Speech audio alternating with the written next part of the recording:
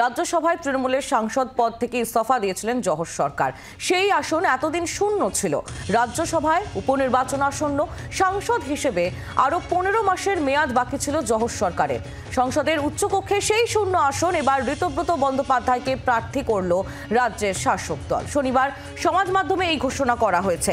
কথা বলবো প্রবীর চক্রবর্তী, আমাদের প্রতিনিধি রয়েছেন আমাদের সঙ্গে। প্রবীর, জহর সরকারের ছেড়ে যাওয়া আসনে এবার ঋতব্রত বন্দ্যোপাধ্যায়কে প্রার্থী করল তৃণমূল কংগ্রেস। দেখো, আরজি করের ঘটনার প্রতিবাদ করে 19শে সেপ্টেম্বর রাজ্যসভার সাংসদ পদ থেকে ইস্তফা দিয়েছিলেন জহর সরকার।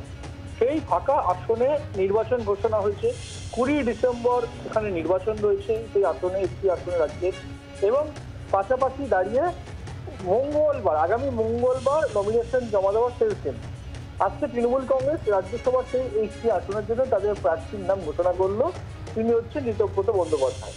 ঋতব্রত বন্দ্যোপাধ্যায় একসময় বামপন্থী গভর্নর ছিলেন, তিনি সিপিএম এর সক্রিয় সদস্য ছিলেন এবং পাশাপাশি দাঁড়িয়ে সিপিএম এর টিকিটে রাজ্যসভার সাংসদও ছিলেন।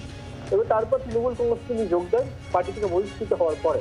তৃণমূল কংগ্রেসে যোগ দেওয়ার পর তাকে তৃণমূল কংগ্রেসের আইএনটিটিউসির যে রাজ্য সভাপতি পদ তাকে দেওয়া হয়। এখন তিনি রাজ্য সভাপতি রয়েছেন আইএনটিটিউসির।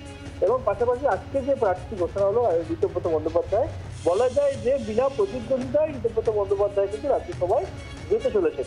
রাজ্য বিধানসভা তৃণমূল কংগ্রেসের বিধায়ক সংখ্যা সরকারিভাবে 226 জন, বিজেপির সেখানে সংখ্যা হচ্ছে মাত্র 63 জন। সেক্ষেত্রে ধরেই নেওয়া যায়, মনে করা হচ্ছে যে বিজেপির তরফে এই আসনে প্রতিদ্বন্দ্বিতা করার জন্য কোনো প্রার্থী দেওয়া হবে না। সুতরাং বিনা প্রতিদ্বন্দ্বিতাতেই ঋতব্রত বন্দ্যোপাধ্যায় তিনি তৃণমূলের টিকিটে আবারও রাজ্যসভা যেতে চলেছেন বলেই মনে করা হচ্ছে।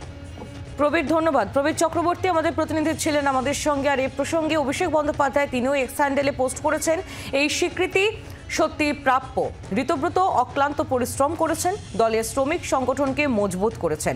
কঠোর পরিশ্রম সবসময় পুরস্কৃত হয়।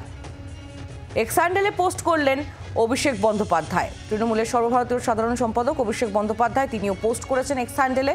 আপনাদের আরও একবার জানিয়ে রাখি, অভিষেক বন্দ্যোপাধ্যায় লিখেছেন, এই স্বীকৃতি সত্যি প্রাপ্য।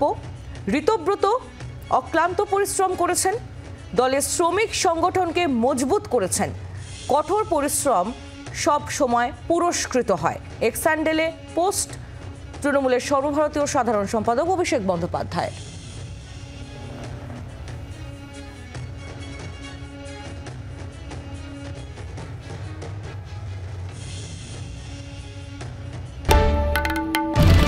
বাংলার আওয়াজ, বাঙালির আবেগ, জি 24 ঘন্টা।